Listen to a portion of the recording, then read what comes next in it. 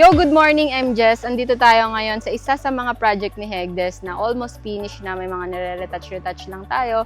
Ang kinonstruct dito ni Hegdes is from landscaping to our tiny house unit. Pero itong unit natin na to is customized. Ito, ginawa dito ni Hegdes is yung landscaping, itong half court niya, itong swimming pool na infinity pool, may koi pond sa gilid ng mga unit.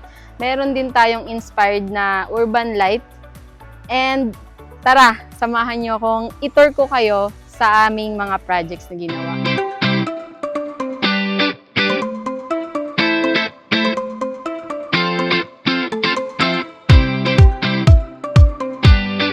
Ayan, kung mapapansin nyo, meron tayong mga landscaping. Ito dito yung half court. Tara, punta tayo sa unit. Ito, samahan nyo akong pumasok dito sa ating customized na Bohol unit, yung A-frame. Let's go! So, yung view dito ng ating A-frame is yung pool, yung half court, tapos, yan, yung garden. Tapos, nandun sa gilid, sa bandang right side, yung ating farmhouse unit. Yung glass po na ginamit dito is reflective glass. And then, ito naman is tubular. Tapos, tara, pasok tayo sa loob. Pagpasok po natin dito, ito na yung pinaka-view niya. Yan. Meron siyang bedroom, 1. Tapos, ito, yung naging sala nila. Tapos dito naman sa part na to, may bedroom din. Bali 1, 2. Tapos dito yung kanilang dining area. Bali meron tong 2 bedroom. Meron siyang loft. Tapos sa gilid po nito, merong roof deck. Ang ceiling po na ginamit dito is PVC ceiling. Tapos yung railings nito, tubular. Papasokin natin yung bedroom 1. Tara. Ito yung bedroom 1 niya. Yung bed na kasya dito is double na size na bed. Tapos yung ceiling niya, PVC ceiling din yung ginamit. Tapos ito, concrete na tong wall niya. And then, naka-ceramic tiles. Tapos meron na rin cabinet dito, kasya din na lagyan ng cabinet. Tapos doon naman tayo sa kabilang room. Same din sa kabilang room, meron din siyang PVC ceiling, and then kasya din yung cabinet. Dito kasya din yung double size na bed. And dito sa side na to, meron po siyang toilet. Dito yung kanyang toilet. Yung door na ginamit dito is aluminum door. Ito wood door. Tapos dito naman tayo sa dining area. Kasya dito yung 6-seater na chair. Tapos merong kitchen, meron na silang cabinet. And then, aluminum din itong cabinet na to. Kasya din dito yung ref na nilagay ng ating client. Tapos, meron din ditong CR.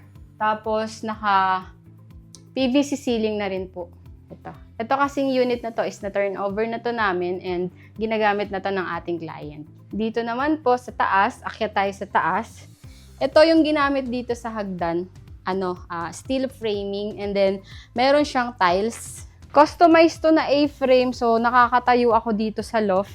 And then, kasya dito yung bed na 1, 2, 3. Dalawang double. Tapos yun, may aircon na.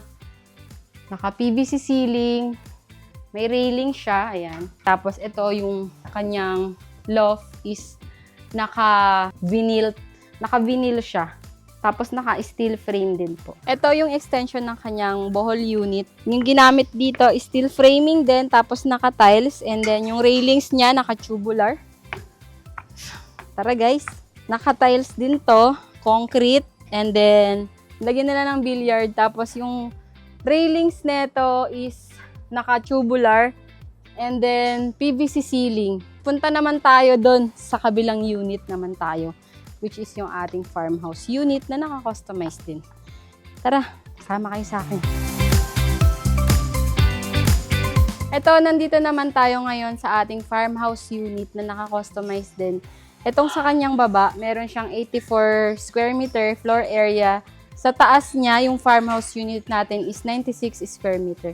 Meron tayong kino-construct pa dito ng mga nire-retouch. Yung glass dito na ginamit is reflective glass. Yung ginamit natin dito. Aluminum and then reflective glass. Naka-ceramic tiles. Tapos may mga gamit na rin dito Ayan, nilagyan na ng ating client ng mga gamit. Ayan, may mga dining table, may mga sofa. Tapos dito banda sa gilid, andito yung kitchen niya. Tapos meron siyang cabinet, naka-tiles din. Tapos dito sa gilid, meron siyang cabinet. Tapos may counter din siya. Tapos may cabinet din sa ilalim. Tapos pwede nilagyan ng ref. And then dito naman sa bandang side na to, nandito po yung kanyang CR, yung toilet and bowl. Yung CR dito is naka-tiles din po. Tapos itong tiles niya dito sa wall is from floor to ceiling. Naka-PVC ceiling din siya. And then ayan, may lavatory, may bowl, may salamin, diba? Tapos yung door niya is aluminum door. Tapos pala, ito palang glass natin dito is bifold door siya. Sa ngayon, di na natin siya bubuksan kasi meron pa tayong kino-construct dito. Tapos tara, punta naman tayo sa taas sa ating farmhouse unit. At eto na nga, andito na tayo sa ating farmhouse unit. Ayan, yung facade na to is etong cladding niya is natural stone. Tapos may porch din siya. Yung kanyang glass sa harap is reflective glass yung ginamit. Tapos dito, porch area. May lanay siya, and then naka-PVC ceiling, meron ding railings na tubular. Ayan, yung door na to, exit door para access dito. Tapos pasok naman tayo sa loob. Ito na yung ating farmhouse unit. Ayan. Dito sa farmhouse unit natin, pagpasok nyo, ayan, meron na silang mga gamit dito na magkakaroon na kayo ng idea kung hala, ang liit ng farmhouse. Saan ko lalagay yung mga gamit ko? So, dito, meron dito nilagay na sofa. And then, meron ditong mini table and chair. Tapos, dito, meron siyang mga drawer, TV. Tapos, dito, sa part na to, yung kanyang kitchen area. Yan, naka-tiles. May cabinet din sa taas. May cabinet sa baba. Tapos, dito sa gilid, nilagyan din ng upuan. So, ito, CR to guys. Pero, nilak na kasi ng ating client. Tapos ito yung ilalim ng hagdan. Nilagyan din ng storage room. Tapos dito naman sa side na to, nandito yung kanyang bedroom. Ayan. Pasok tayo sa kanyang bedroom. Ayun, meron na silang bed na nilagay. So, meron na silang double deck yung nilagay nilang bed dito. And then, ito, nilagyan nila dito ng drawer. Meron ding cabinet. Tapos dito naman is yung kanilang CR. So, yung CR niya, from floor to ceiling, naka-tiles din siya. And then, naka-PVC ceiling. Tapos, yung kanyang door, aluminum door. And then, dito yung loft. Ito, naka-tiles din siya. Concrete tiles. And then, yung railings niya, tubular din yung ginamit. Tapos, dito naman sa kanyang loft, naka-steel framing, naka-vinyl.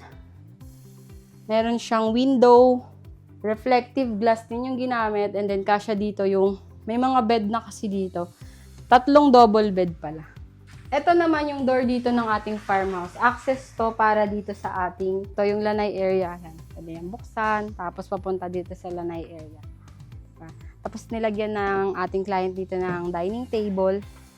Tapos habang kumakain kayo dyan, may nagsiswimming, kasi ang ganda ng view. Yan yung mga view na makikita nyo dito sa kanilang area. So, ayun nga guys. Ayun yung mga pinakita ko sa inyo na area na kinonstruct ni Hegdes. Bali, ayun, meron tayong landscaping, bamboo fencing, half court, infinity pool with 2 jacuzzi, koi pond, customized A-frame. Meron tayong farmhouse na naka-customize din.